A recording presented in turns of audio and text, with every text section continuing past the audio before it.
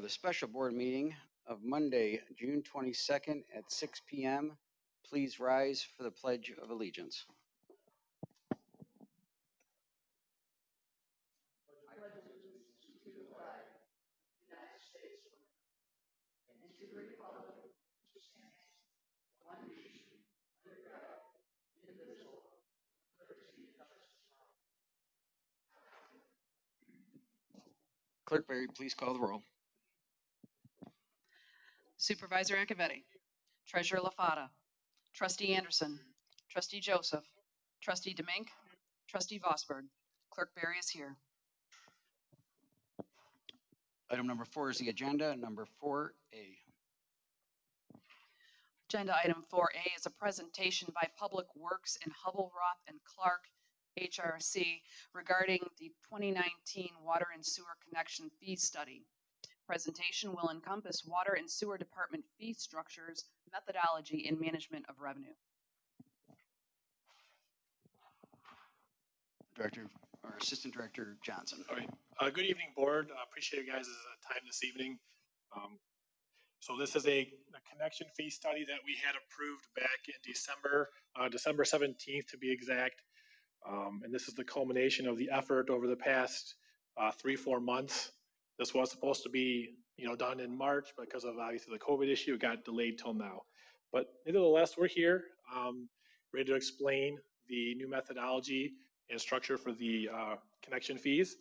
Just to give you a little bit of background, our QBS team that was a part of this was Finance Director Bauer, Deputy Treasurer, Ellen Clark, Public Works Director Don Coddington, myself, Treasurer Paul LaFata, and a Township Engineer Mitch O'Connor. So just to give you a little bit of a briefing on how today is going to go, I appreciate doing more of a layout like we do in our budget meetings.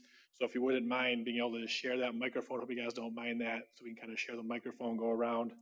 We're going to be recording just the presentation here live and for the website. There will be no vote today. Today is strictly just a meeting to discuss all the information that was compiled, be able to answer any questions you guys may have, and also give you guys a few weeks to find any more questions you may have. And then July 14th, the goal would be to come back to that board meeting, answer any questions you would have between now and then present this methodology, get it approved, the meter, based on meter size versus our current capacity unit factor, as well as updating the ordinances at that meeting. If we can get the ordinances compiled in that timely manner. That's the goal for this meeting. I'm going to bring up Jamie Burton from HRC. He was the one worked diligently with this project, so I appreciate all of his efforts in working with us and the QBS team. He'll be going over the fee structure and the methodology, as well as the management of the revenue.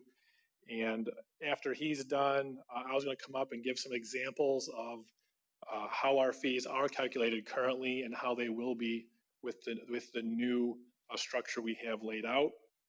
And then showing how the fees will affect projects past and future. So with that, I'll bring up Jamie from HRC. He can speak and we'll go from there. Thank you.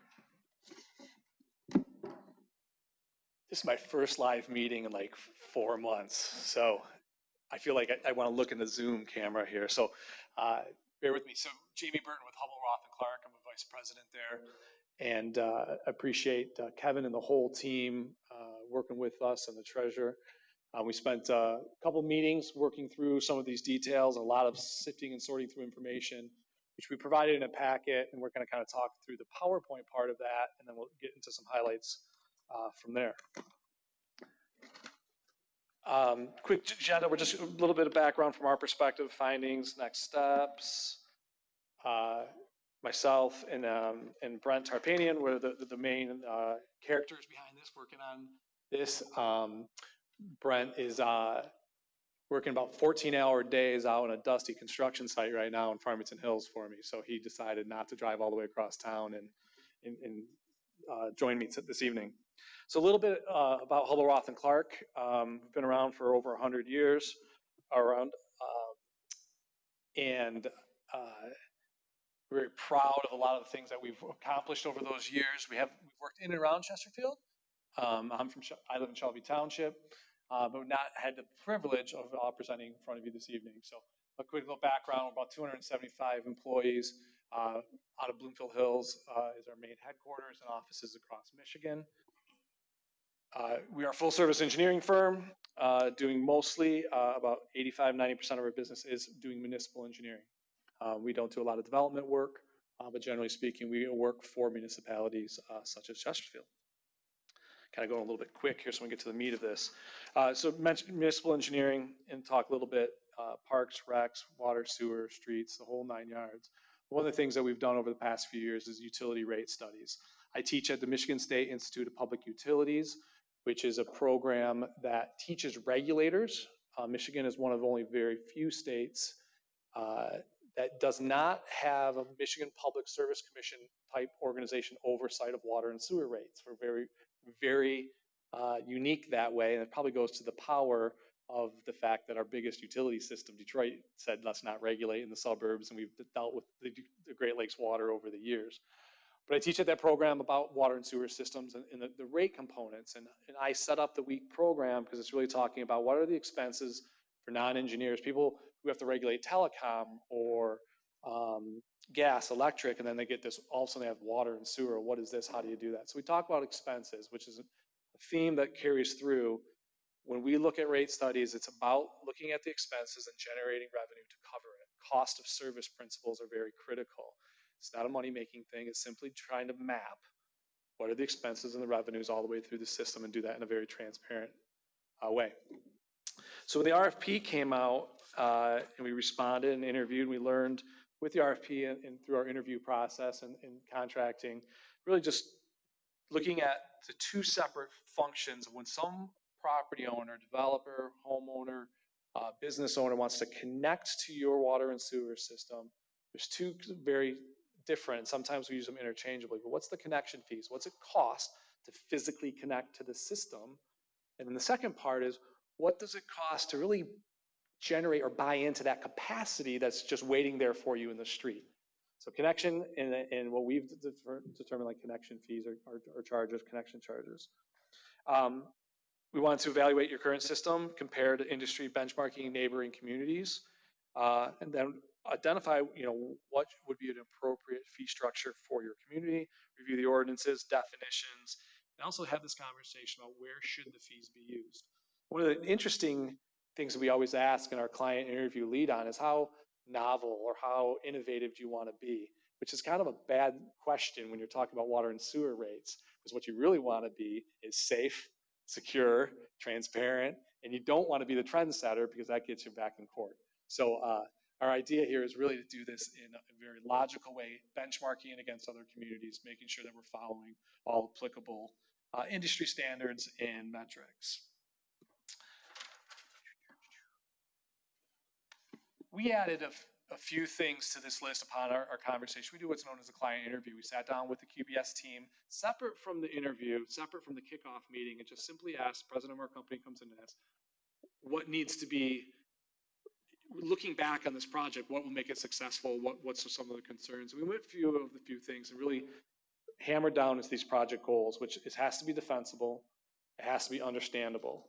If I can't sit here and explain to somebody, or better yet, somebody standing at your counter and says, what is this rate? What is this fee? Tell me what it is. We should be able to elevator pitch that really quick. It's for this. This is the reason why.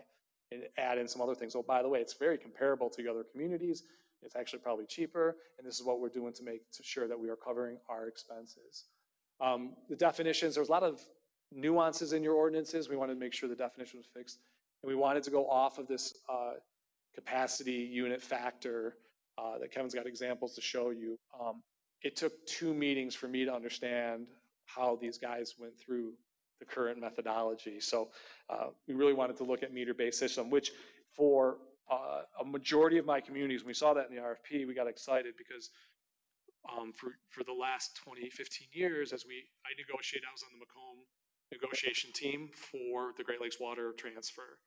And so working with Mr. Hackle and other organizations, we talked about a lot of these things. And as that came out, I went to all my communities and said, we're going meter-based, we're going fixed charges, we're going simplicity here because the rates are actually getting simpler. Let's pass that through to our communities. So it's kind of exciting that somebody was interested in that from the beginning. I didn't have to sell that very quick. So how we look at these and kind of our process to success, we've talked about some of these. All too often, to get perfection out of rates, precision and accuracy, remember in grade school, the dartboard, well, they're all in the center or they're all clumped together, and I couldn't even tell you what those definitions are. We strive for this perfection, and we lose the simplification methodology here a little bit in our heads. What is the easiest way to explain it? And in fact, often, I'm uncoupling rate structures. Yours had some, actually, a lot of the areas were quite simple, but we just kind of even made it easier to track that through. I'm paying what? It goes to this. And people, that's the explainable. Implementable, this cannot be something dramatically different than what other people are doing or other developers are used to doing in other communities.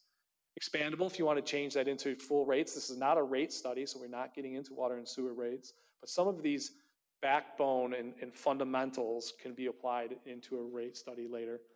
And definitely make sure that we're not, the one thing that we've heard from developers, and actually heard it from your team, was if I come in the beginning and I'm doing my due diligence on a piece of property, or I'm going to buy a building from somebody and I'm going to retrofit it, I want to know from the beginning to the end what my fees are, okay? And that might take 18 months, or that might take a year, or whatever that might be.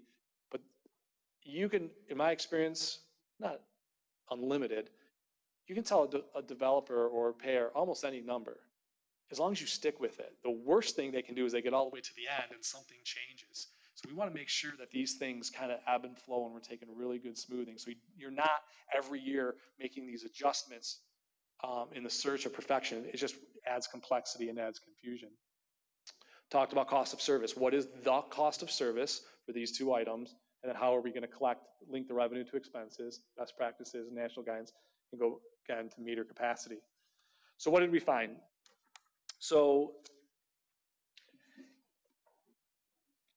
got a lot of great information from the township. We spent a lot of time, actually before we asked for information, going through and pulling down the budget and looking for these definitions, pulling down the ordinance, and looking for these definitions, the audit statements. And really we found is these things kind of, depending on where you look, the bottom 12 items are different things that you call these two items, connection charges and capital charges or connection fees.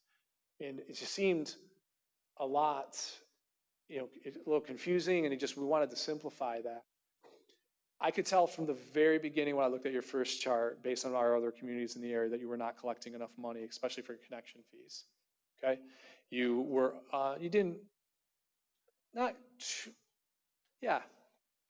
The price of copper has gone up a lot since the last time you changed it, and you really weren't collecting all that for what it took. So we dove into that and fixed it. And you had these privilege fees and debt service fees, but you couldn't track that all the way into debt service in the budget, debt service in the audit, debt service in the rates, the fees. So we thought, you know what, let's just clean this thing up once and for all and look at these capital charges. Kind of hit up these over the time. We really like AWWA M1 manual. I've got a copy of this. Is kind of the recommended guidance for setting water and sewer rates. It's used nationally. It is used by the public service commissions that are out there and the rate folks who come in and present a rate case or a connection charge case. And they really they use this equivalent meter capacity ratio, EMCR. I think this is, other people call it meter equivalent or MEU. If you see that in other communities, MEU charges are very similar. We've been using that. And that's ultimately where we're headed with this recommendation. So to take a step back and really talk about why is that the best way, you got to consider water pipes and sewer pipes to be 4 products in one pipe, delivered in one pipe. Your water systems are based on, and I'm going to use water for the primary example, but sewer tracks this very, very well. You have to set up certain things within your water and sewer system to average that average daily demand, production, capacity, your pumps, Those things are kind of based on average daily storage if you had it.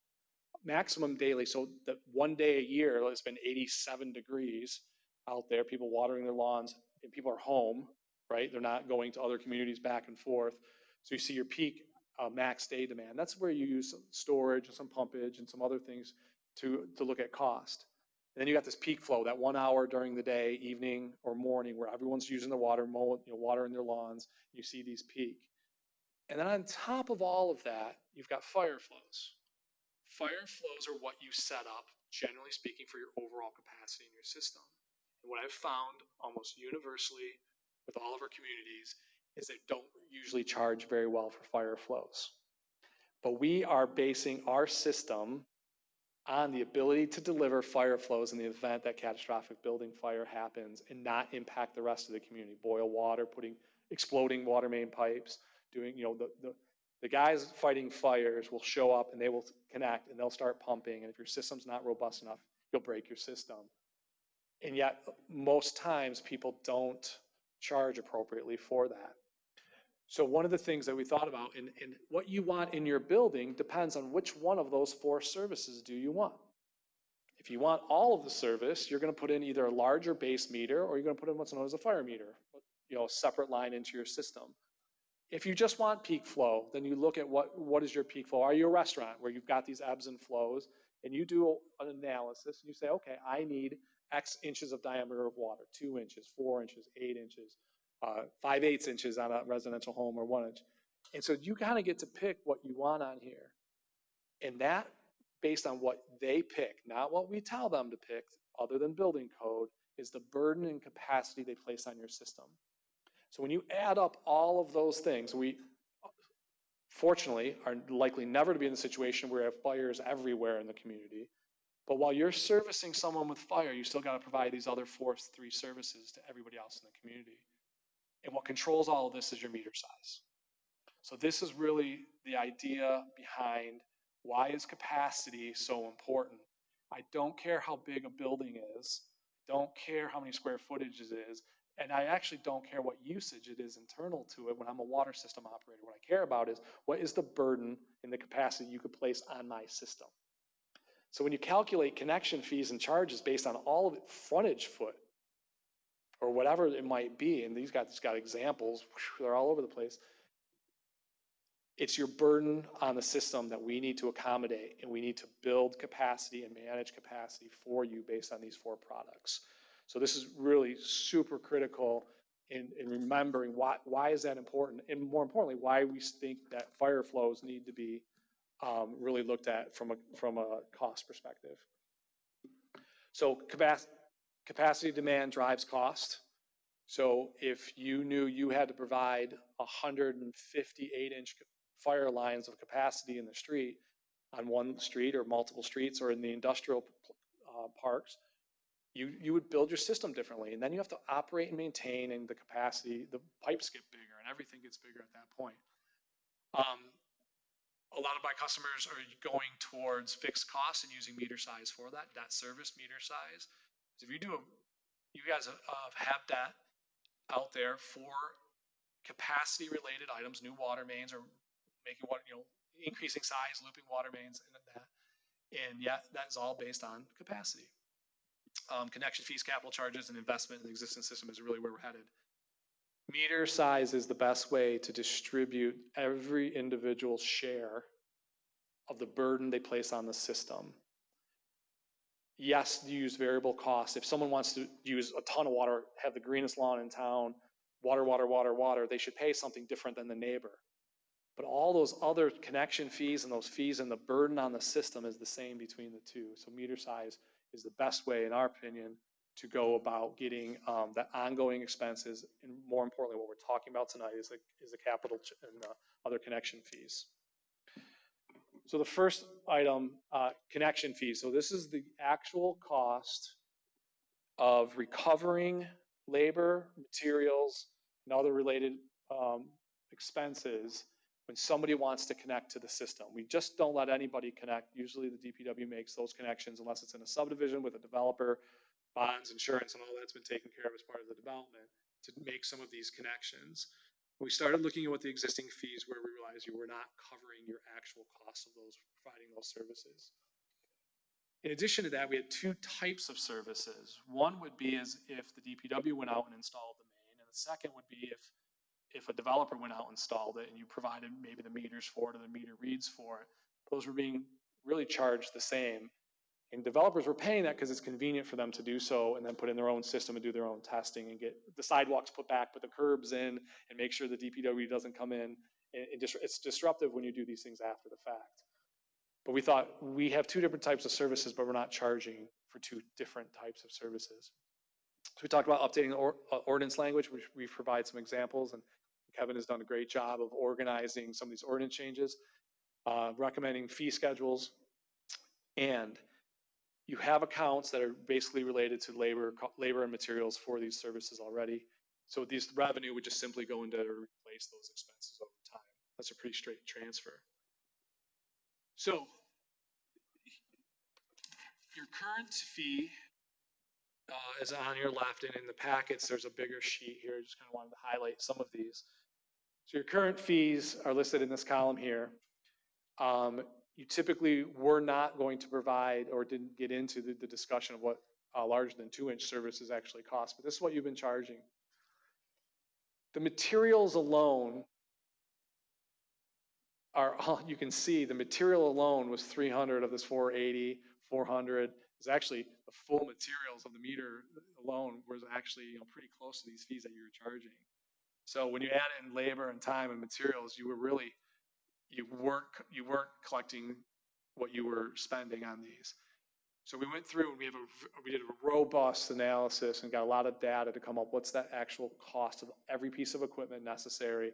If they want to just come in and you want to hand them a meter, then you have a fee to do that. So there's two separate charges for two different services. But if you went into having the township install, then we've got time, labor, equipment, rentals. We used MDOT rental equipment rates and actual staff rates and fringe benefits to come up with these costs. They are rounded because, again, this 1,400 really implies probably keeping these rates the same for 2 to 3 years. We've used an average employee cost, multiply about 3% increases for 3 years and use that rate and rounded those up a little bit. So they're all rounded up to the nearest $100, but that is actual true cost of providing those services. So hours of people and equipment that they use. So that's how different a lot of these fees, factors 3 in a lot of these locations undercharging to do that, provide that service.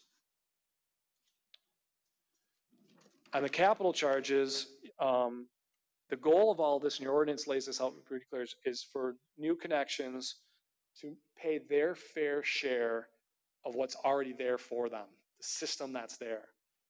The ratepayers and the connecting people and the township and everybody has been maintaining this system and it's ready for someone to connect. So what's their share to help kind of offset all of that? You've got multiple ways to do that currently. You have privilege fees, debt service charges. Again, they don't align very well straight across to expenses. So our recommendation is to eliminate those, replace those with capital charges, and update the ordinance language accordingly. And here is revenue to be placed in an account for ongoing capital projects necessary to maintain and improve the capacity of the existing systems. I know I read that, but I wanted to be clear. So this is paying for somebody's capacity. I want 2 inches of water. Did we lose it? Oh, there it is. Sorry. So somebody's paying for 2 inches of capacity of water. That capacity is available. So we want to make sure that they're paying their fair share based on that. Again, meter sizes, and how we came up with the charge is we took the full asset value currently and divided out by the total number of current MEUs in the system to give everybody what their share of that system is. And then ran that back through the meters. Our recommendation is anything below 1 inch is a standard equivalent meter capacity ratio. And these are based on flows. So a 1.5-inch meter can handle twice the flow of a 1-inch meter, and then it kind of works its way up. And then these are your proposed fees. So one EMCR is about $3,700. That's the equivalent of what every 1-inch meters are across the whole system. And so it moves up. But remember, an 8-inch is 32 1-inch connections, and they're placing that burden on the system. That would be a very large fire line. We have seen them. In fact, we've seen higher than that come in now and again. Generally, your fire lines are in this 4 to 6-inch range. Most of your domestic services and your regular services are below 4-inch. So that's how the capacity. So that's a direct value of all the system-wide EMCRs that are currently out there in the value of the system. So moving forward, ordinance review, we obviously recommend legal and finance review of those. Fee resolutions, one of the things that we talk about is taking out the actual cost line items out of your ordinance and putting them into a separate resolution. So every time you change $1, you don't have to do a whole ordinance redo. We start working on public relation materials, just explanation. I don't think this is something you roll out on day one. I think you get this out there and there becomes a date certain. We're talking about sometime early fall to do that. Obviously, Township Board approval and start working forward on this. And then as we looked at some of the way that debt is structured, and obviously we always encourage to do the full rate study, and that could be a staffing study, efficiency study, and a full rate analysis is always a good partner to this as you move forward. So with that, I'm going to stop and take any questions you may have of me. I went pretty quick. And fire away, and then Kevin can show you some examples or kind of wrap this up.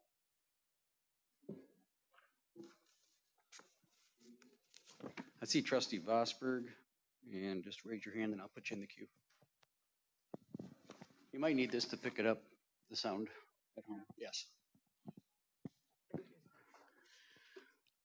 So, couple questions. I don't want to get off in the weeds somewhere, but I thought I heard you saying that when a developer business wants to come in, they can choose what size if they want to have what they need, or they can choose something a little larger. Is that a choice they make, or is that something we tell them they have to have?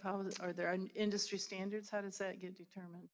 So there's building code standards and requirements, but ultimately it's up to the architect or the builder what they want to put in.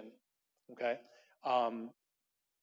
I tell a story. I have a residential house in another community that's got like a 4-inch line because they never wanted to have that situation where the washing machine kicks on and the upstairs, the shower dims for a moment. But now we have to provide them with that service, and we weren't charging that different. That was one of the cases when we switched over to the meter base. So it's really the applicant's responsibility. If they need fire suppression due to building, what's the minimum necessary? There's other means to do these things as well.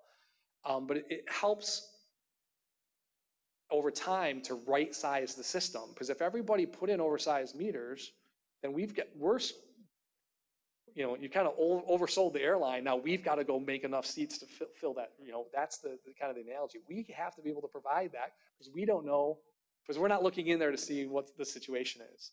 Like in a strip mall, for example, commercial center, you could go from a cell phone store to some small food service real quick. It would be up to them to figure out those what they need in there, and they can go up and down. The ordinance can allow for those things to go up and down over time to let people do it. So it really puts the burden on the applicant to figure out what they need and what they want. So, and we charge accordingly for that. And so by charging more for a larger, whatever it's called. Meter. Yep. By charging more for that, that helps them also make the decision to not everybody get the biggest thing they can. Because at some point we might not have capacity either if everyone got the biggest meter. Everyone had it and used it, we could run into problems. The reality is that not everybody uses their fire lines all the time, but our system is built, operated, and maintained to be able to do that, to fight multiple fires in multiple locations with multiple things going on at the same time. That's those requirements. So it gives the ability for applicants to I call it right size or optimize to really look at it. They want a 4-inch meter, they should pay for it. Right now, they're really not paying for us to provide fire capacity. That's one of the big things that we're changing here, is making sure people pay for that capacity. Okay, and then I have one other question. If that's not the scope of this, I can find out later, but if we weren't connecting enough, if we weren't collecting enough money, how was that getting covered? Well, one area is, as developers were paying and you were charging them the higher, you're charging whether you're using it or not. That's one area that you're kind of you were making up for it. Another area is because these things get aggregated over time, whether it's rates, other service fees, or debt service. It's an overall pot, and it kind of blended itself out. Okay, I do have one last one. And should a developer or someone looking to build a new project here, should they be able to find out how much it would cost for them to connect without having to talk to a whole lot of people? 100% accurate. And the problem that we have now, maybe you guys can jump in here, is we have to ask them a bunch of questions. Well, what are you going to build? How big is it? Where is it going to be? What district is it? Because if it's on a debt service line, it requires them to get a little bit further down into their development plans for us to give them a price. And we can show you examples of that. This way, they can simply go, I have one chart, one line. Okay, I'm going to buy a multi-tenant building, a commercial building, and I've got a Starbucks on one end, or what. They can come in and say, okay, if I make these changes, fees are right there for them.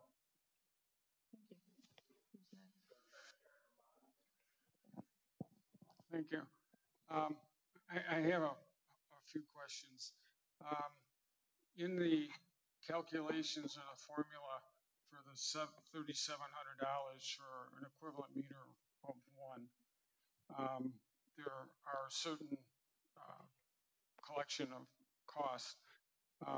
One of them that concerns me, and I brought it up earlier, is the accurate cost of our infrastructure in the ground that we're going to use for that figure. It reflects on the Plant and Moran audit, but I don't think it reflects less the contributions from contractors or developers.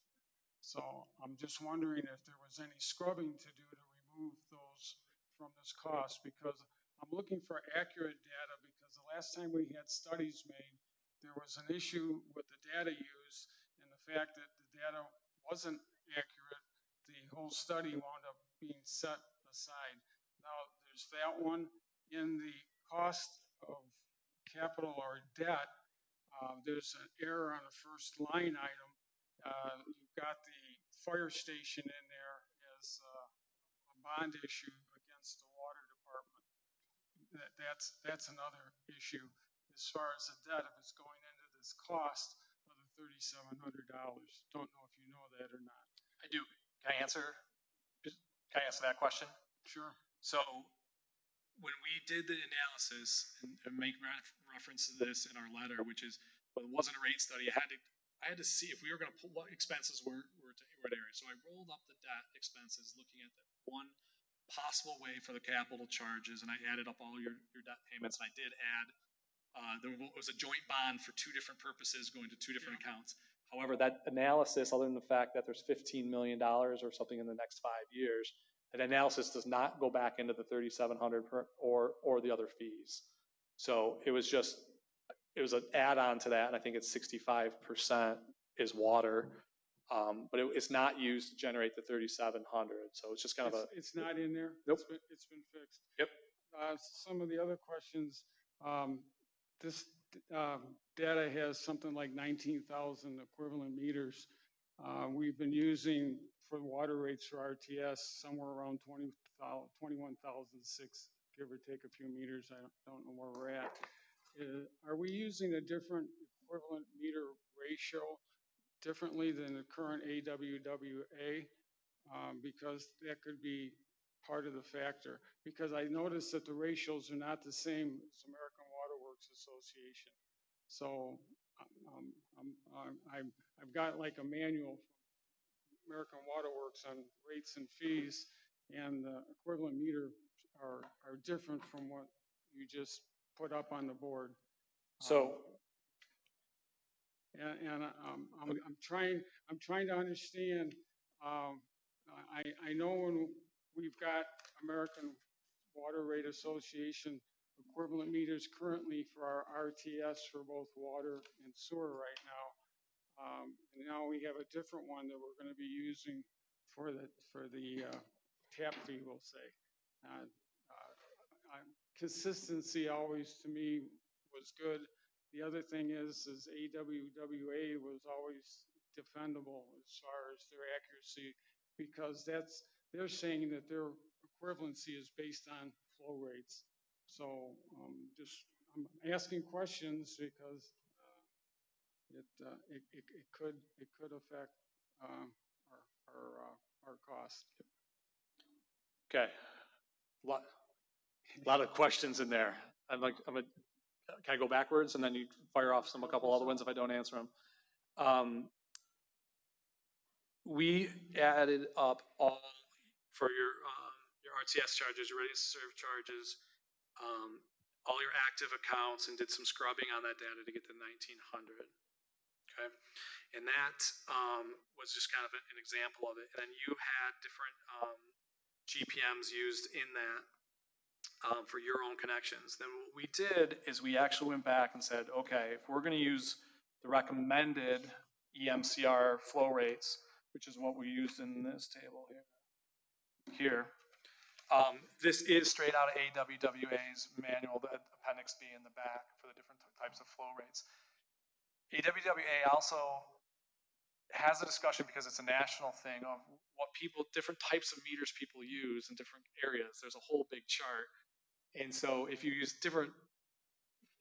an 8-inch meter, just because it's 8-inch, made by this manufacturer and that manufacturer, and different styles or technologies per se, there's not a lot, could have a little bit differential in there. So we went back through and looked at what are the most common flow rates through these meters, highest possible flow rates through these meters, and developed these, which are different than what you currently have today. So I am shifting to a more fundamentally in alignment with AWWA's various method, not just their charts, but their methodology behind the AWWA for your meter charges. When you add those up and you go to the base being 1, so you've eliminated 5/8 meters, you've eliminated 3/4 meters, and you make your base a 1 meter, and you add up all of those, you get to approximately 20,000 current EMCRs within your community based on the methodology. So it is a little bit old, AWWA, and then the recommendations are moving forward towards the new standard, which just makes the 1-inch meter, that flow, be the baseline flow for all meters in the community. So it's all based on GPM, but then the denominator changes based on what you want to call your minimum. I could call the minimum 5/8, but then all of these would go up. The total number of EMCRs would go up, and then the cost would go down. Well, would you think if somebody was really doing the math and looking at their tap fees and looking at the formula, would somebody go back and say, well, why are we charging 2 equivalent meters or 2 equivalents for 1.5 inches for our tap fee, and you're charging something different for your RTS for water and sewer? I think this goes into the difference between your connection fees and your rate study. I think you will have a gap. If you go this route, there will be a gap at some point between your RTS, your other fixed fees or other costs in here. I would encourage you to line it all up onto the AWWA, and actually the AWWA manual is a spectacular guide and covers all sorts of different things. But if you guys have exact meters of which you sell and they have an exact high-end flow rate we can even go into that depth. But we thought that was a little bit too far, because what if you change the meter? Or what if the meters kind of tend to fail by going slower, reading slower? There's just different things that occur with meters. But the flow rates, not the EMCRs, the flow rates are straight out of AWWA for these size meters. And we just made our denominator the 1 inch, which I think is I can't remember, I have it here somewhere, is different flow rate. Now I'm gonna go back to your big question, your $74 million question, which was the first one. We did not take out developer paid in capital, because every year, I think that was kind of your question. Did you take in right when developers provide an asset? Yeah. We did not go back and look at that. So when you look at the value of the system, we came up with the number 74 million. That's your 2018 audit. Your 2019 audit was 73 and change, 73 million and change. And that is assets subject to depreciation. Again, you go to AWWA and you look at there's a lot of different ways to come up with the value of the system. Replacement value. I throw out any number you want. Billion, half. I mean, you can't rebuild your system, in any kind of reasonable. I mean, it's so expensive if you thought of it in that terms. If it was a newer system, some people or in a rate, they know exactly what they paid for them and they can depreciate those. You guys have an aggregate in depreciation. Straight out of AWWA, assets depreciated is a great way to come up with value of the system for these kinds of fees and the capital charges. When a developer puts in a system and deeds that over to the community, it goes in as an asset. So your assets are going to go up. You guys replace lines, your assets are going to go up, and every year they're going to depreciate down based on that. So the value of that system can fluctuate a little bit over the overall system. But I don't see developer paid in. The second it's paid in or handed over to you and you've been operating and maintaining it, right, for the value of people on that line, someone wants to connect to that line or any other line, I believe that to be an asset of your community and subject to the valuation analysis. Well, I have a question. If we have a developer in the township, and he develops a development, we'll say a site plan, and he gives this to the township, he gives the infrastructure. Then he goes and he looks for he puts up a facility, and you're going to charge him tap fees for something that he's already donated to the township. I think it's like a double. No, I see it differently. I see it. I mean, we have a developer. He might not just be in one location. He puts in water and sewer, and he gives it to the township. Then he goes somewhere else and puts up a facility, and based on the value, he's going to be paying a charge, again, based on the value of what he gave the township. That's what you're telling me. Correct. So let's look at two different scenarios with that. First being he connects to an existing line, right? Or a facility on the line he just put in. If he just put in that line, it is growth and it is an expansion, and that's a cost that he is doing, which then, remember, the point of connection is what we're paying, what those people are paying for, which is he connected to an 8-inch line and ran it a half a mile to his new subdivision. Those connection charges are not paying for that line. They're paying for the fact that we had an 8-inch line available to them. Maybe it was a half a mile away. Maybe it was a mile away. Maybe it was just down the street or around the corner. The rest of the system, the existing ratepayers and the existing owners of the system, your constituents, have been paying to maintain it and provide that 8-inch for them. That's what those connection fees are paying for. The price of his lot will be to get water, bring water up there and connect to it. So I see it really differently. That's a price of doing business and development of growth. Internal to it, then once it's turned over, it becomes internal, and then he's really paying for the fact that we can provide him 8 inches of water, 12 inches, 16, whatever they need, of water on the existing system. So this way we make sure that the existing owners, ratepayers, and the people who've put in this investment over the years and paid to maintain it are being made whole by the expansion or the new development on top of it. It is to pay for the capacity that's available for them. All right. I have one more question, Sure. and then I'll pass this on to somebody else. Sorry I'm taking so long, but you're recommending that there be a separate fund. When you say a separate fund, I'll just say somebody just paid a tap fee of $3,700. Okay, I'm assuming that whole $3,700 wouldn't go in that separate fund. Because out of the current enterprise fund, all the materials were paid for, the labor was paid for, the equipment that was used, everything came out of the enterprise fund.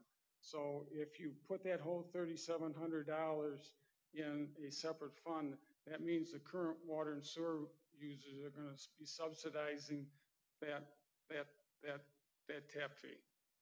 Because the money that they have in the enterprise fund that they are paying their current water and sewer bills on is what's in the enterprise fund, which is funding the fund that you won't want to separate. So it's like having a cost center with no cost, or winds up being a pure profit center. Okay. And I've never seen one of those in my life. Okay. That recommendation is not without the township looking at how they're setting up the books behind the scenes, okay? And our recommendation is if you are paying for capacity in the system, and yet over here, right now, you do have a ton of it. It's not phantom, it's not profit. You have a ton of expenses, millions of dollars a year you're doing for capacity maintenance, capacity improvements, your capital project, your capital fund. And that's right now, because you don't just extend water mains, that all those work, upsizing a main, replacing valves, doing that. This fund should be, if that, whatever account those expenses are to pay for managing capacity, then that's where this money should go. I understand the part about buying into the system, going into that fund, but everything related to it, the cost of materials, the meter, the labor, and everything. And the connection fees, I'm recommending that stays in whatever O&M expense fund that you are charging on your. So somewhere in that formula, $3,700, there's $1,800 that's only going to go into the separate. No, it'll be two different fees. So if you're a 1-inch meter in the township, so let's go through this. You want a 1-inch meter on your system, brand new connection. The township would charge you $1,700 and would put that main into you, would provide you the materials and actually install that and run it to the stop box and give you the meters and everything. That $1,700 would go directly into your labor material cost account, which is like your general operating, ongoing services account. You would also pay $3,700 for a connection, and this would go into the capacity, your capital, basically your capital account. So basically, you're saying that's almost like pure profit, almost. No, because you've got in other words, it's not really $3,700. It's $3,700 plus labor and material costs. It's $3,700. This replaces your privilege fee and your debt service fee. Has nothing to do with actually physically connecting to the system or them doing this. This is for purchase of the capacity, just like your privilege fee and your debt service fee are today. And those So there's no cost involved with that at all? No cost whatsoever? No. Every year In you other have. words, when somebody pays that $3,700, you're not getting a meter, Nope. You're not getting anything. Nope. Same as your privilege and your debt fee currently. But what they're getting is you have $2.4 million just in depreciation expense plus your capital per year that the system is losing value that you're trying to operate and maintain. This will help fund those projects directly. In fact, it won't be enough to fund those projects. You've got a bigger capital need than that, but it goes offsets into that capital. Okay, so I understand it now, because there's a cost side of it, and then there's this, trying to buy into the system. And I understand buying into the system going into a separate fund, but I don't understand costs that would be incurred going into a separate fund. And I didn't link that to an account number, but the first ones go directly into where those costs are being incurred today.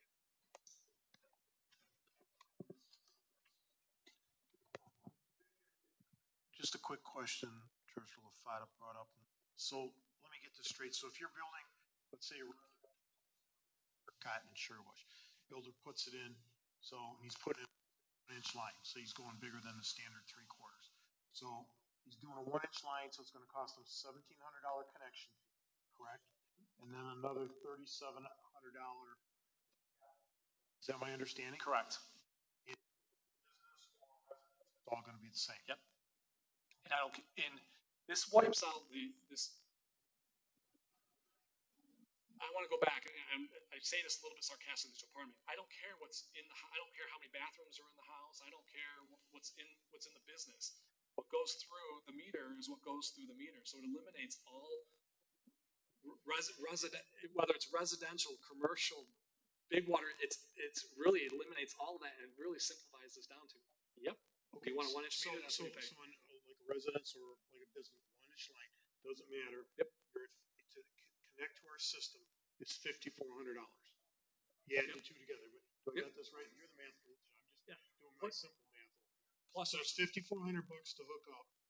there's sewer fees too. I mean, there's other, yes, and there's permit. I mean, there's So other that's things, just, but this is just for the this is water, for water. and then you have a sewer fee that's gonna be added on top of that to So connect to the this sewer? this is for I'm both. just asking, just trying to. Understand, this is for both.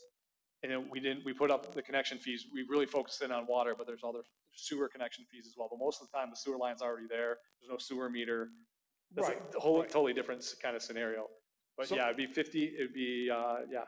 So if a builder's $5,400. putting in a sub, let Copeland Park across the street, when that, and the builder, if he wants to do 1 inch line down, it's gonna be $5,400 to tie in to the main. Unless he wants to build it, and then we'll just charge him material costs. Yes, but, yep, correct.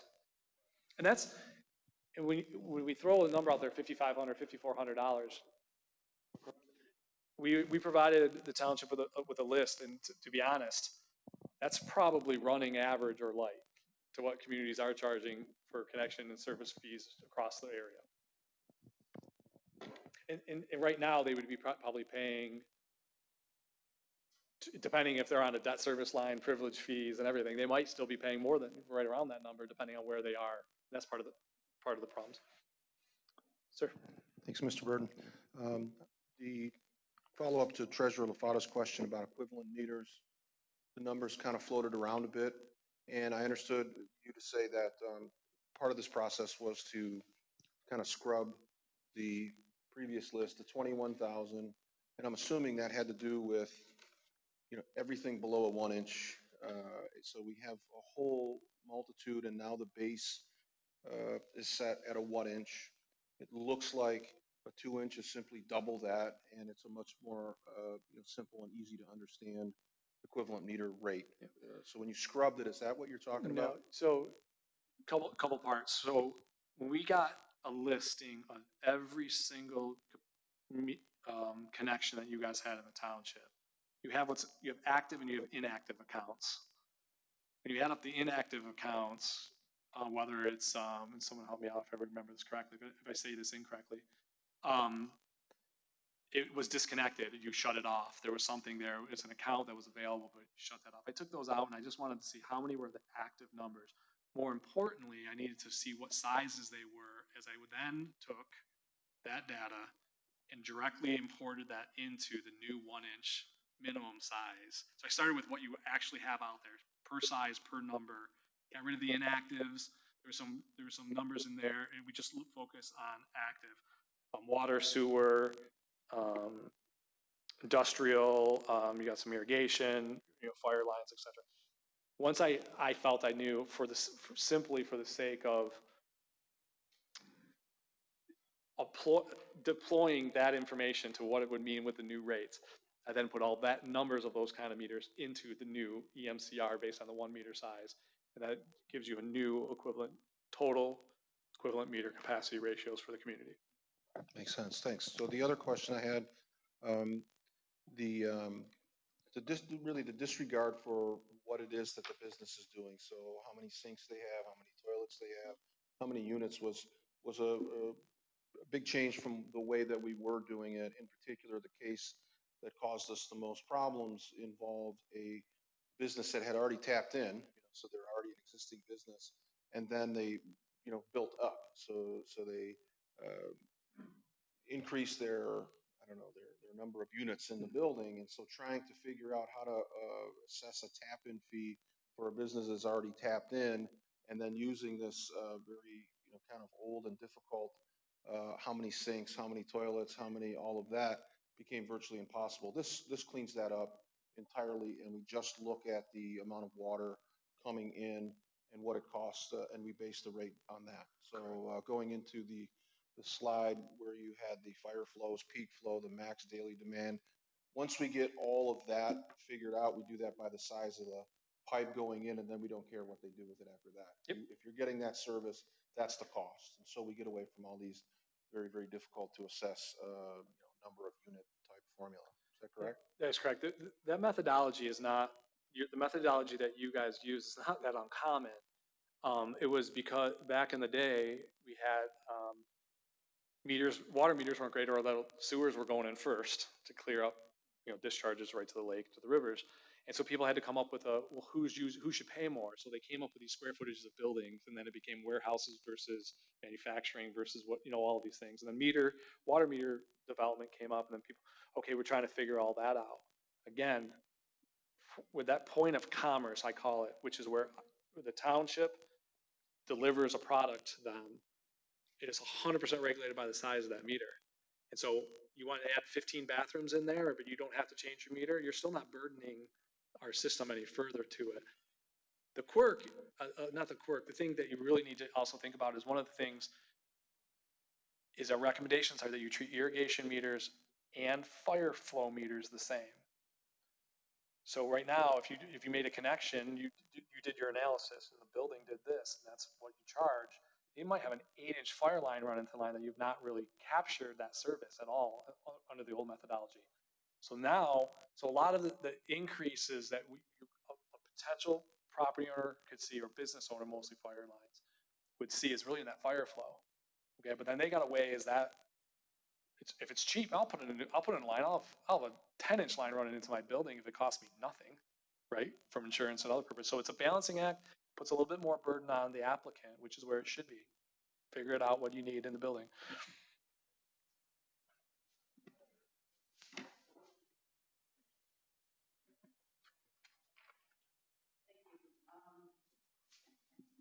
So we talked about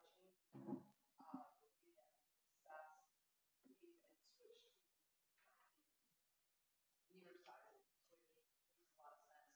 My question is, every method has its disadvantages. Obviously, there's a lot of advantages, it makes a lot of sense.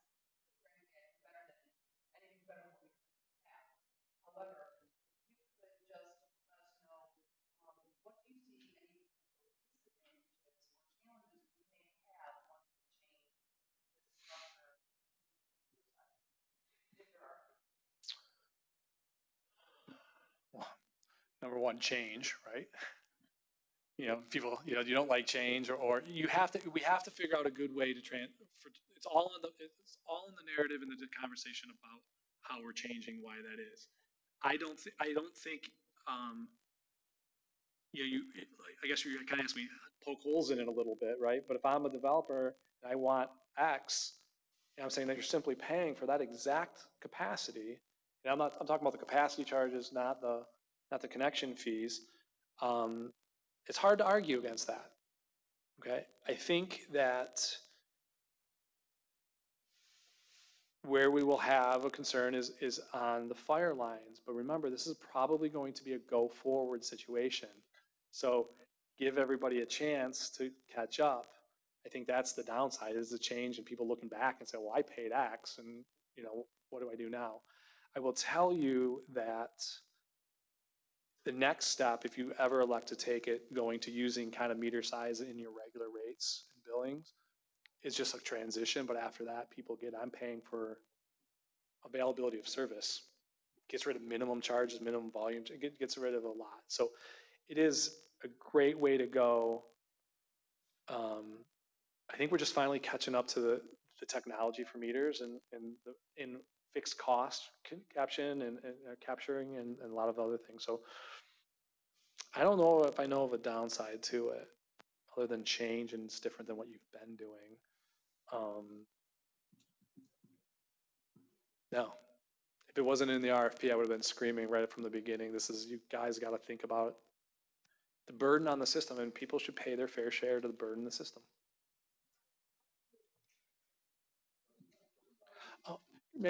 I'll make one other comment. because it's a go forward approach, I think is where we'll end up. You know, moving forward, people aren't going to be penalized for having an over meter that they did 5 years ago.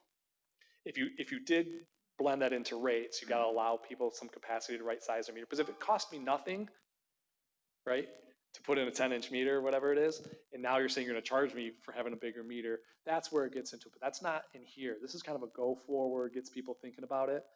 And then the idea would be is you could actually look at what they had before, what they want now, and you could start doing some adjustments based on that.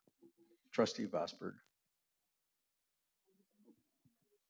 I'm not sure, Trustee Anderson and myself would be the only ones with comments, but If the technology changes, I have no clue how that would be because I don't deal with that kind of stuff. But then there could be a time when technology changes and you can deliver something not like it's currently being delivered.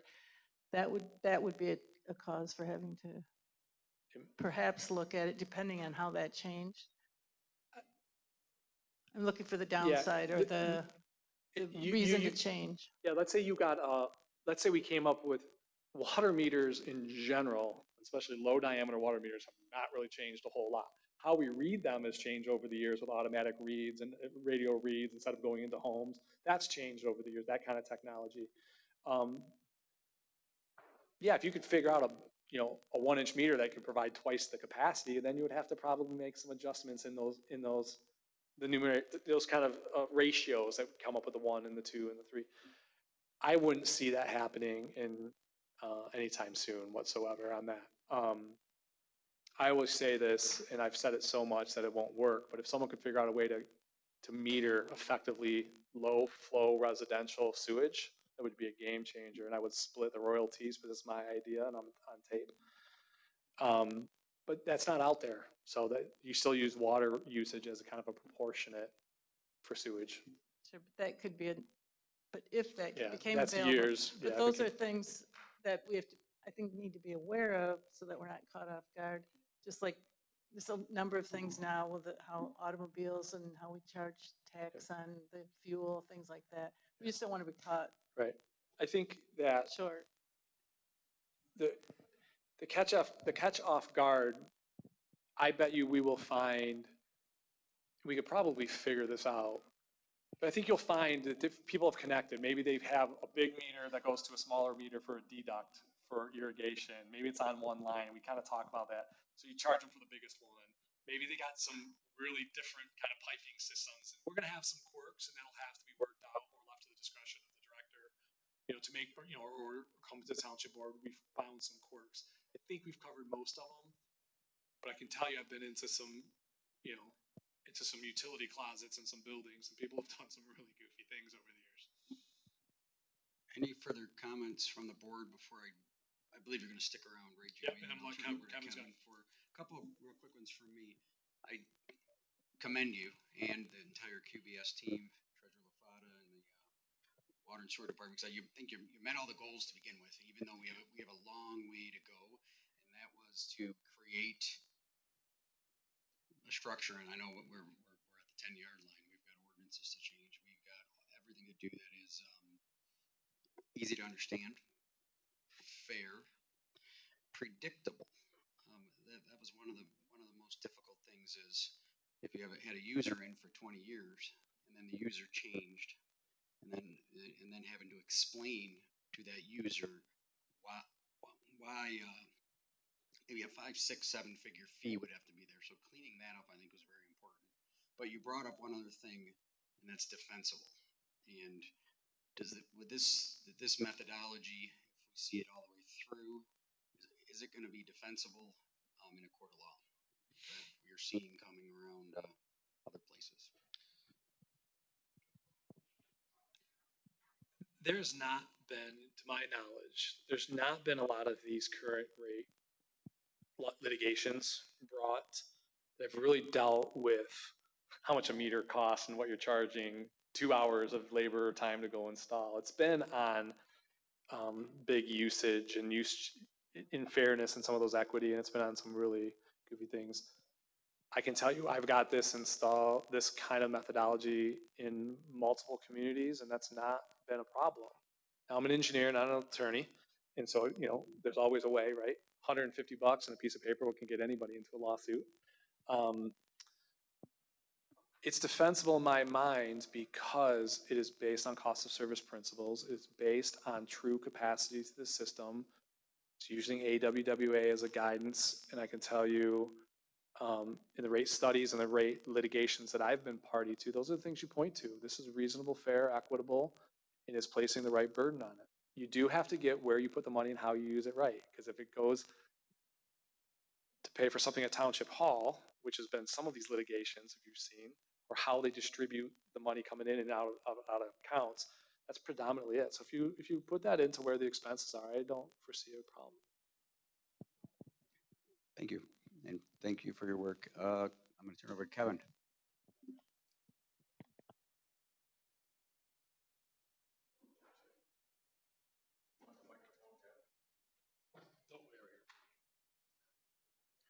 All right, thank you, Jamie, very much for that.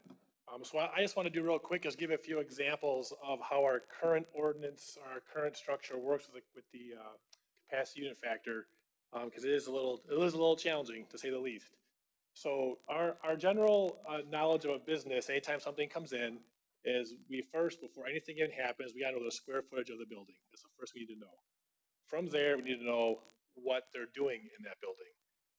So we got to find that, and I passed around the sheet. It's our ordinance 64-219 that I think you're familiar with. You can go through and figure out, is it a store? Is it a retail store? Is it a convenience store?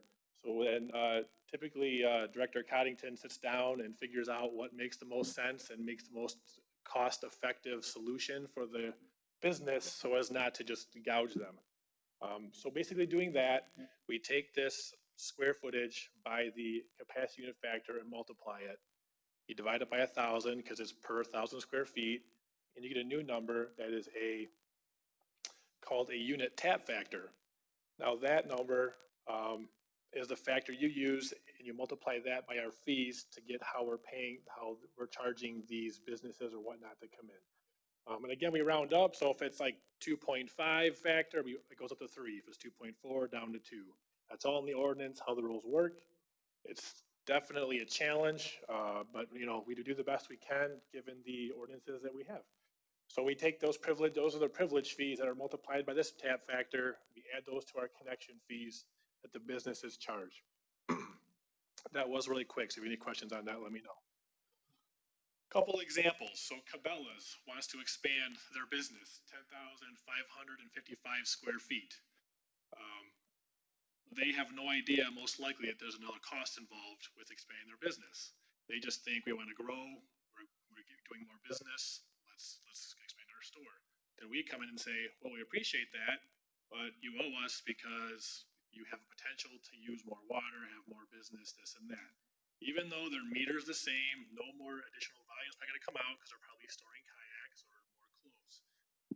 So we basically doing what I just explained and how we create the fees. They would owe another $13,750 to us based on our current ordinance. That is what they will owe us for this additional square footage for their store. With the new methodology, there'd be no new fees because their meter size didn't change. It's the same maximum flow out of that meter. So they can go about their business and do what they have to do because there's no additional burden on our system. They're still have a maximum of 1 inch, or I think they have a 4-inch meter on their system. They're not going to add additional, they can't do more water than what a 4-inch can give out. So it is what it is. That was pretty self-explanatory. Arctic Circle Brewery. So there's a brewery coming into right next to Little Caesars there by Target on Gratiot and 23 Mile. So this is an example. On the far left is Little Caesars. Obviously, Arctic Brewery just to the right, and then you have an Anytime Fitness. So initially, this was a Sears Hardware. So Sears Hardware paid a privilege fee to be on this site. They have their other stuff. This got rebuilt and is now a brand new building, but those fees were still paid. So now not only do we have to, there's fees involved, we have to calculate to figure out what, if anything, they owe. Now again, with this business, Arctic Circle's thinking, I want to rent a space. I just want to come in here and have my business. They have no idea that we're about to come in because this was, it was either vacant or was previously a minor charge, but a restaurant is a 3.0, which means there's additional fees incurred. there is no way this business is gonna know that this fee is incurred until we find out that they just leased this building. Now we come in and say, you owe us, and this gentleman is like, why do I owe you money? Because the building is already here. And we're like, well, it's different usage, potentially more people, you know, the same story we always give them, even though the meter size is the same, no more water can be used as through a 1 inch like any other time. So what we do in our department is, and it's mostly Director Coddington, is he'll take the square footage of the building, because technically we could take all 3,400 square feet and say, you're a restaurant or a bar, you're a bar, so it's a 5.0 factor, which is enormous for our township. It's an enormous amount of fees. So he sits down for about a half hour, 45 minutes, takes his ruler out and determines what square footage can be a bar and what cannot be, make the best possible opportunity we can to save this business money, because the last thing you want to do is try to hit them up for more money. But our ordinance states this is the rule, so we have to do it because the ordinance states. So we do the same thing we did with Cabela's. We take the bar section, best unit factor, find the unit tap factor. They owe $22,000 in additional fees on the bar section. And then in the back where there's like storage, we consider it like a store or other, and that's another $2,750. So this gentleman's right now looking to pay $24,000 additional costs for 3,400 square feet. But keep in mind, Sears Hardware paid a fee initially for this building. So now we have to go through our tap cards. We got to make sure who was there, when we were there, what they paid, do all this math. And this is not a short amount of time.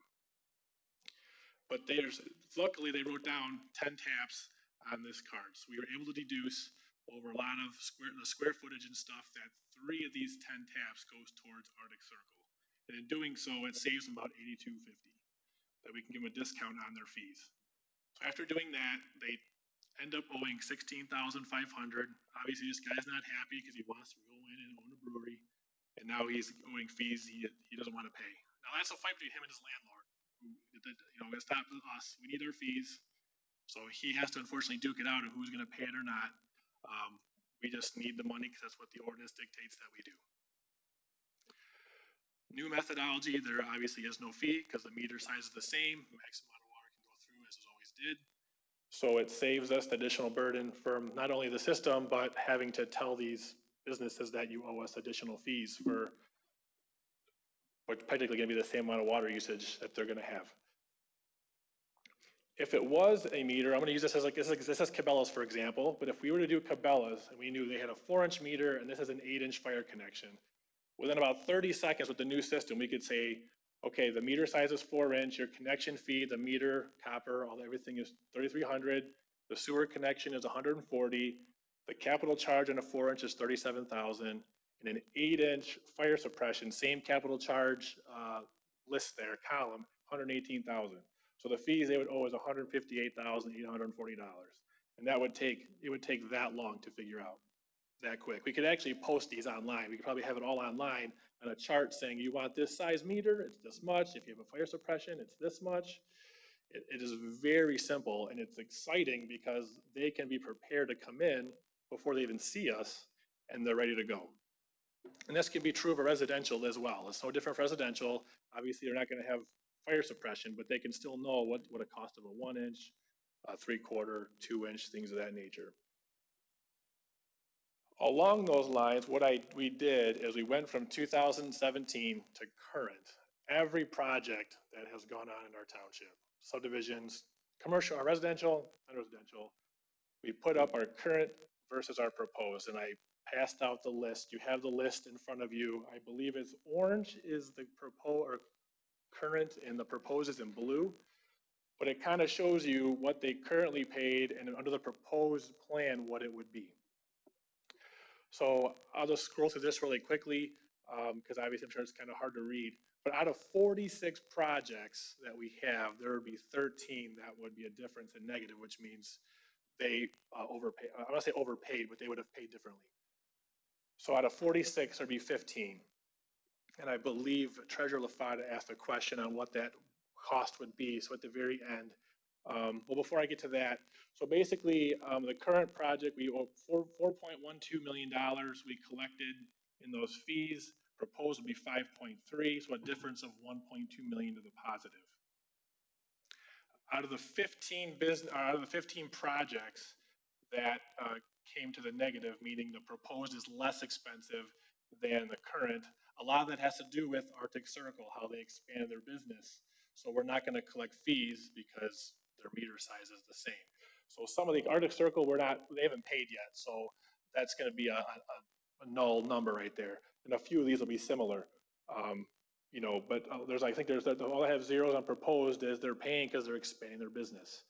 So basically $360,000 is just a number that I believe you wanted to see, Paul. So I wanted to put this slide up here for you because you had you wanted that information. But to the net, out of all those projects, it'd be a difference of 1.2 million to the positive on the proposed fee structure moving forward. Before I go to that, is there any questions on any of that? Going through fast. The next thing I have on that is moving forward. Like I mentioned, the goal is to have the ordinances, preferably a July 14th meeting. It's aggressive, but we're gonna try our best to get that to happen, which means if we do the first reading, second reading, and if my math is correct, I think October 1st could be a fair date to start these. But if not, I'm sure if the board decides they want a different date, I'm sure we could do that. I was just kind of putting a date out there with the asterisk just being that depending on when we can get the ordinances to the agenda of the board, we can get these rolling as soon as possible. And basically at that point, starting after that date, that'd be the new fees that everyone would be getting charged from that point on. And then with the July 14th agenda, the main goal is going to be to answer any further questions the board may have regarding this, because I'm sure over the course of having this meeting, other questions may pop up you may have want to ask us. We're going to come back to recommend this meter size. We feel it's definitely an added value to our department and to the residents in general and businesses. And then hopefully bring all the ordinance changes to the board as well for first reading, or we'll get with the clerk's department to make sure we follow up our protocol and we can do that in a timely manner. We do have a 3-week span between next meetings, so hopefully, fingers crossed, we can make that happen. So that is all I have for my presentation. If there are any questions. One maybe clarification from me, if I could ask you. Yeah. You, a couple slides back, you talked about the difference from the current to the proposed in these projects, and it had a total increase of about 1.244 million. Would it be safe to say the value for those customers, business owners, it's not a $1.44 million increase because they're never going to have to pay in the future if there's an expansion unless they change their meter size. Right. So yeah, I just think it might be a little deceiving that we're going to be increasing the cost to do business here in Chesterfield, but I look at it as we're decreasing the cost and making it more certain, because many of those businesses down the road might get hit with something, whether they like it or not at some point. It's a great point, but also to the fact that I believe we said our connection fee, or the fee is about $920. So if on a residential home, it's roughly $920 increase. A lot of that has to do with updating for the cost of copper and materials. Because materials, when they went to no lead, it became so expensive. I mean, the price went up like almost over 5 times. Like I don't know what the number was, JR, if 5 times is even remotely close, but it was extremely expensive. So bringing our costs up to snuff was basically what caused a lot of the cost increase. So while it looks like a lot, right, we are covering a lot of our costs. Any further questions from the board on the agenda item? And then we will have a public comment section under item number 5. I don't know if there's any public comments here. We generally, during the work groups, and we'll come to you after I'm done with Trustee Vosberg. We'll move it up to the public. I noticed that there are a few that the change would be like a lot, multiple times higher than what we had charged them under the old system. The Village of East Harbor, the one at the very bottom is the one I'm looking at. What caused that, and would they consider that a fair change in fee?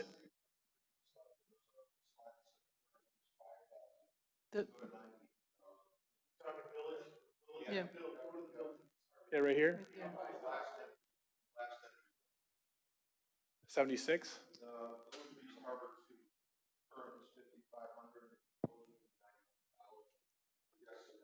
It probably has to do with the fire suppression most likely, because we're now, if they're building a building, there's now fire suppression, we wouldn't have charged normally. On this, we didn't charge for fire suppression now. So if they're adding one, a building, we have to incur that cost. That's probably, $86,740 on top of, so I'm just going by Olive Garden, it's probably, I'm just assuming based on quick numbers, 86 plus 55 is roughly 91. I'll be off a little bit, but probably a fire suppression line.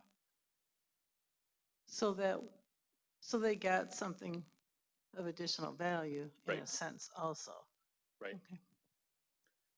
We have to remember that number for future with them. Most of the 1.2 million is really due to two factors. One is just the general increase of equipment, materials, labor. And if you're in a subdivision or multiple units, that $900 could be spread against 100 residential homes. So add Right. multiple. And the rest of it is in the fire line. Charging and capturing that value, most of that increase. So it's not an increase, it's really just appropriately charging for services that we're currently having. Cost recovery. I just have a question.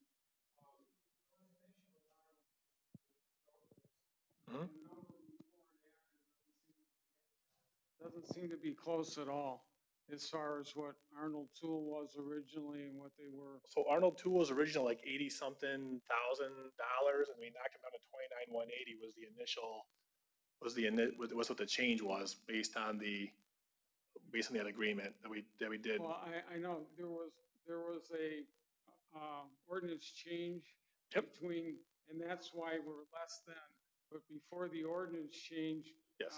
before Arnold Tool, those numbers would have been flipped hugely the other way. Correct. That's because now we're I just focusing wanna on, ma- I just, right now, we're Yep. not looking good, but before we made the change, we were looking extremely well. So you have to take that in consideration. I don't want the residents to think that we've Right. been losing money all this time. Right. Because really, we were extremely aggressive beforehand. Thank you.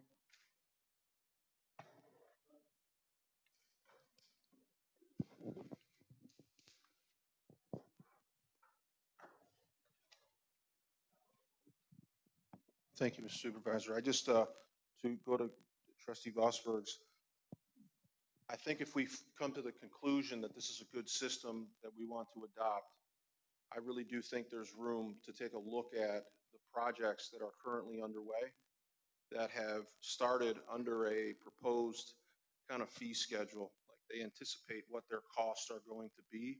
And then when we look at the implementation, look to see if we are unfairly burdening somebody by kind of changing their entire budget potentially, because from 5,000 to, whatever the, village, 86, yeah. was substantial. So to go from a projected cost of 5,500 and now we change, effective 10/1, and we say you're now at 91,000 for that same cost. We might want to take a look at this projects that are currently in the pipeline for completion and decide if, there's some consideration given to those, and maybe let that reflect in the passage of the ordinance in terms of the implementation. So just a thought, again, something for consideration down the road. Well, I thought would be to give them definitely advance notice. Here's a date so they're aware, and not just blindside them, say, hey, by the way, we're adding $100,000 to your fees. Yeah. Thank you. I think, when you draft the ordinance or get that in a position to go to the board, think of a good solid grace period and Yes. something that makes sense with the right amount of time, because I do believe making a change like this will need a lot of time. Let me bring it up to the public. Limit your comments to 5 minutes. Who's first? My name is Ken LeCarry, and I just taking notes when you were speaking earlier, sir. Just need to clarify, and please forgive me if I wrote this down wrong, but were you saying that people who use water more, let's just say daily, if you will, for water in their grass should be charged a little bit more? As far as their monthly water bills or quarterly water bills? Okay, I apologize. Thank you. Yes. So the short answer to that is no. What I was referring to is when you look at water distribution, we were talking about the fees and where a lot of it's fixed.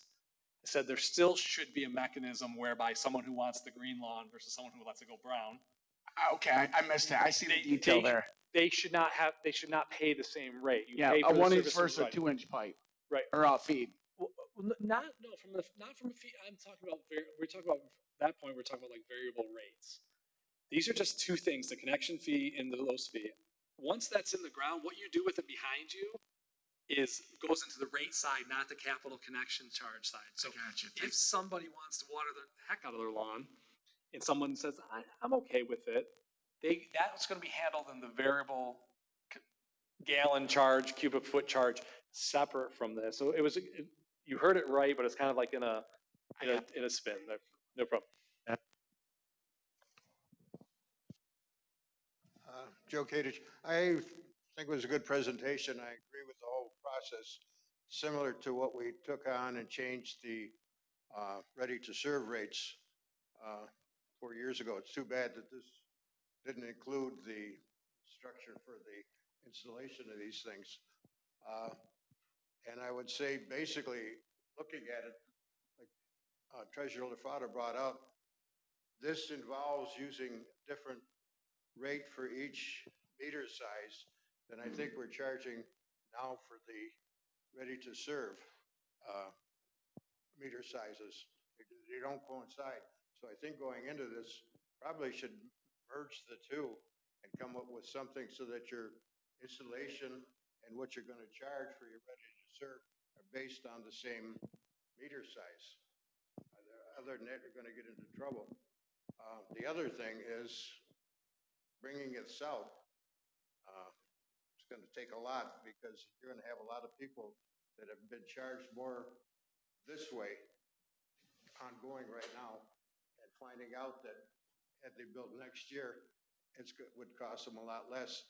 So I think you're going to have to come up with some kind of consideration as to whether you're going to allow them some type of a decrease or payback. But I think you're probably going to get some feedback and some blowback if people find out they're going to pay less.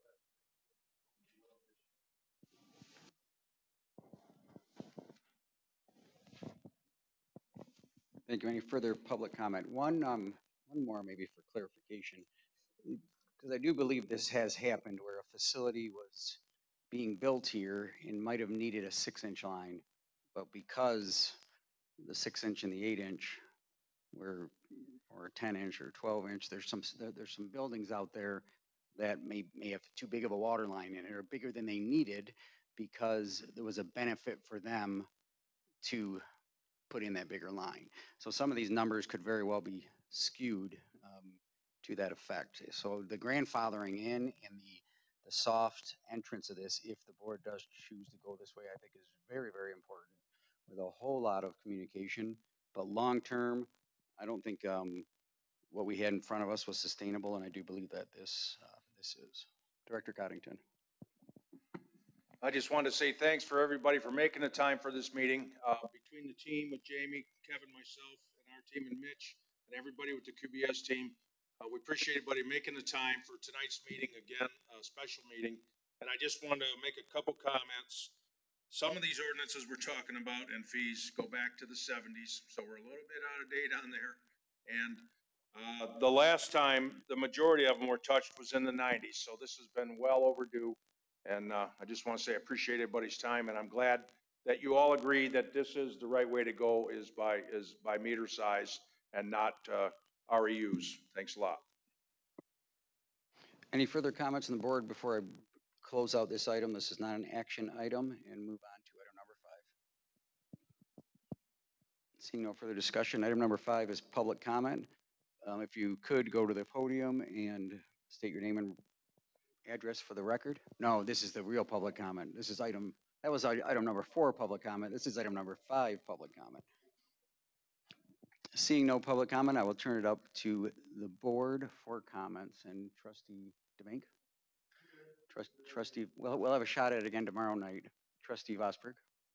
Trustee Anderson? Trustee Joseph?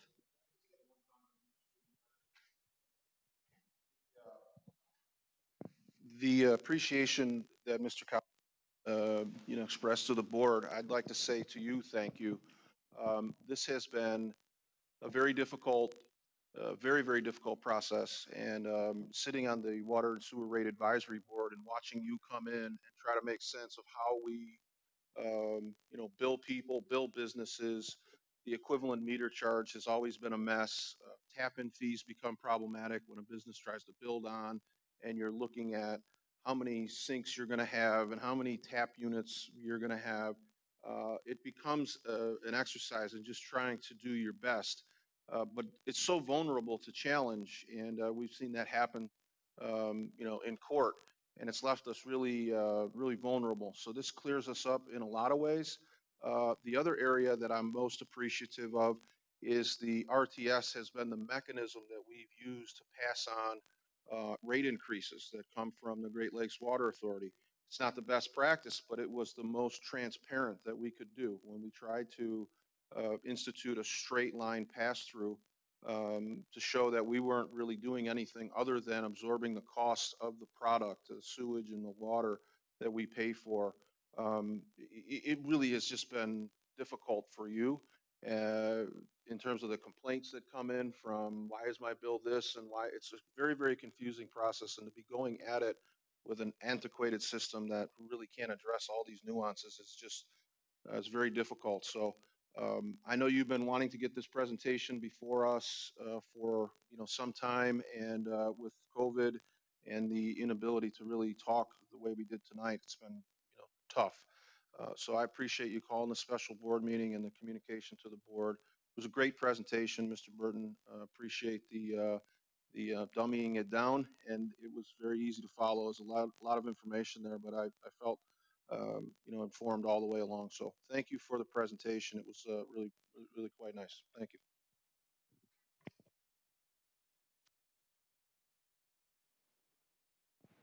Clerk Barry, any public board comments? Treasurer LaFata?